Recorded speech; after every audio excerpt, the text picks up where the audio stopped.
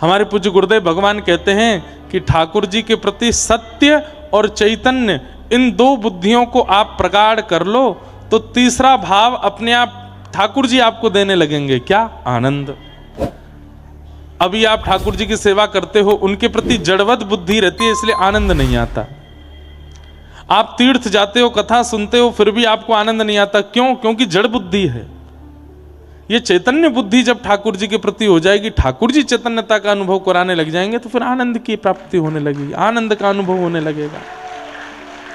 सच्चिदानंद रूपाय विश्वोत्पत्त्यादि Hathaway, विश्व की उत्पत्ति आदि के जो हेतु हैं, इस विश्व को बनाया, इस विश्व का संचार कर रहे हैं और इस विश्व का संहार करेंगे।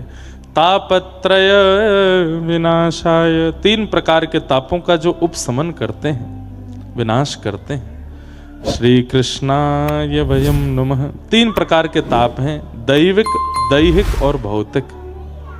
दैविक प्रकृति के द्वारा दिया गया ताप, वर्षा से, सर्दी से, गर्मी से, आदि आदि प्रकृति से मिलने वाला ताप। और भौतिक, व्यक्ति से मिलने वाला ताप। पत्नी से दुखी हैं, बच्चों से दुखी हैं, माता पिता से दुखी हैं, पड़ोसी से दुखी हैं, मित्र से दुखी हैं, किसी से दुखी हैं, वो ताप। ये 3 ही दुख हैं हमारे जीवन में, 3 ही दुख हैं। अरे मैया तेने का ठानी मन में, लाला छोड़ दियो वन में। कहां है मैया? एक म्यान में एक ही तलवार रहे आवे तो ठीक है, लाला को नेक देर विराजमान कर लो ताकि हम कथा सुना लें। क्या कह रहा था मैं? कहां था मैं? हैं?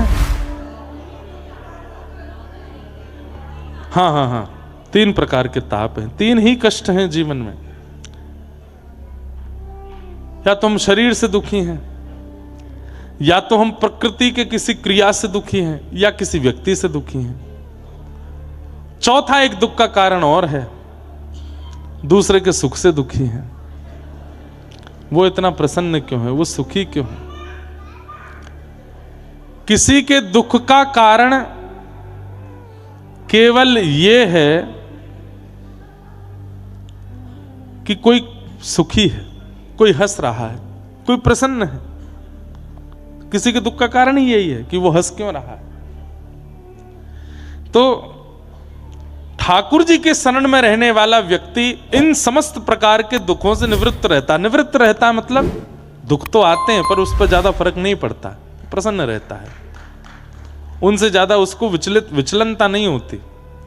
हम कथा करते हैं हमारे जीवन में दुख नहीं है, ऐसा नहीं है, पर प्रभाव किस पर ज्यादा होता है उससे पता चलता है कि वो भगवत भक्त है कि नहीं। गोस्वामी तुलसीदास जी का इतना अपमान किया था उस समय पर जब गोस्वामी जी ने मानस की रचना की, इतना अपमान किया गया। लेकिन आज भले ही मानस जी को घर घर में पढ़ाया जाता है, उस समय किसी ने स्वीकार नहीं किया था। लेकिन गोस्वामी जी ने स्पष्ट कर दिया कि मैंने ये रचना किसी व्यक्ति विशेष को प्रसन्न करने के लिए नहीं, कि स्वांतः सुखाय तुलसी रघुनाथ गाथा।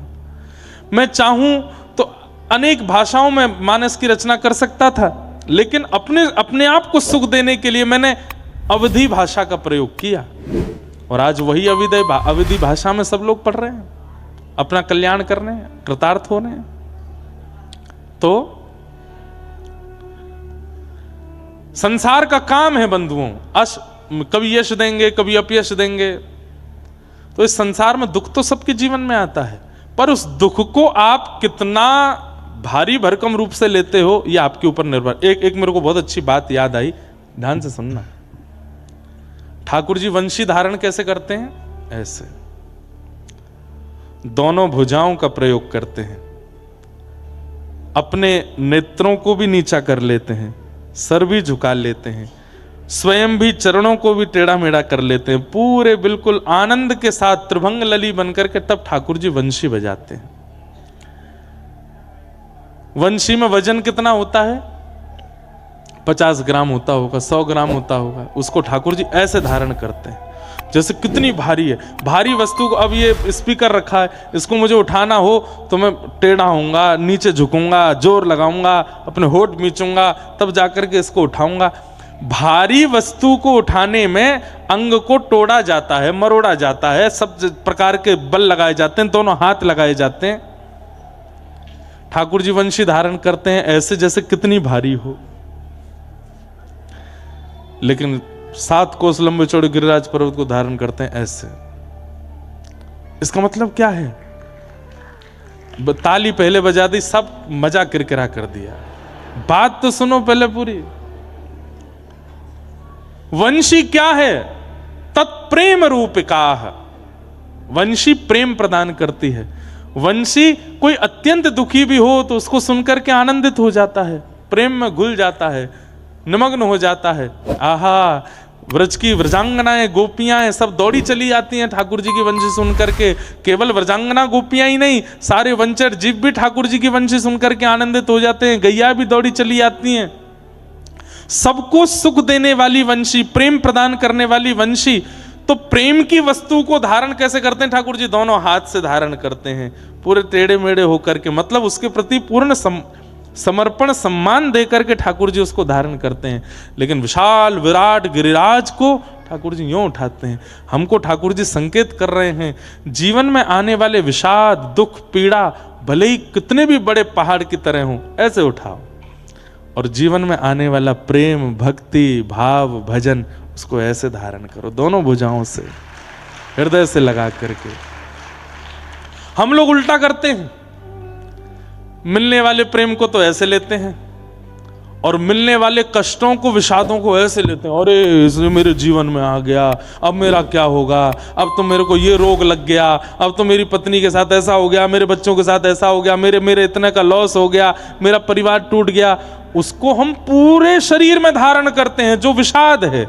और जो मिलने वाला प्रेम, भक्ति है, उसको ऐसे धारण करते हैं। ये गलत है, उल्टा करो। ये गिरिराज धारण और वंशी धारण, इन दोनों से ये प्रतीक ठाकुर जी देते हैं। 100 ग्राम की वंशी को ठाकुर जी ऐसे उठाते हैं, 2 उंगलियां लगाते हैं, 2 हाथ। ठाकुर जी चाहें तो 1 उंगली से भी वंशी बजा सकते हैं, लेकिन नहीं, वो प्रेम स्वरूपा वंशी है, इसलिए ठाकुर जी दोनों भुजाओं का प्रयोग, पूर्ण सम्मान देते हैं वंशी को। प्रेम है। और विशाल 7 कोस कम होता है क्या? 21 किलोमीटर का पर्वत उठाने के लिए ऐसे लगाते हैं। हमें संकेत कर रहे हैं, यदि मेरे अनुयायी हो, कृष्ण के अनुयायी हो, प्रेम को दोनों भुजाओं से स्वीकार करो, विषादों को इकन्नी उंगली पर रखो। इसीलिए तापत्रय विनाशाय। ताप जीवन में नहीं आएंगे ऐसा नहीं, आएंगे, पर वो आपके ऊपर ज्यादा प्रभाव नहीं डाल सकते, ज्यादा आपको तोड़ मरोड़ नहीं सकते, ज्यादा आपको विचलित नहीं कर सकते।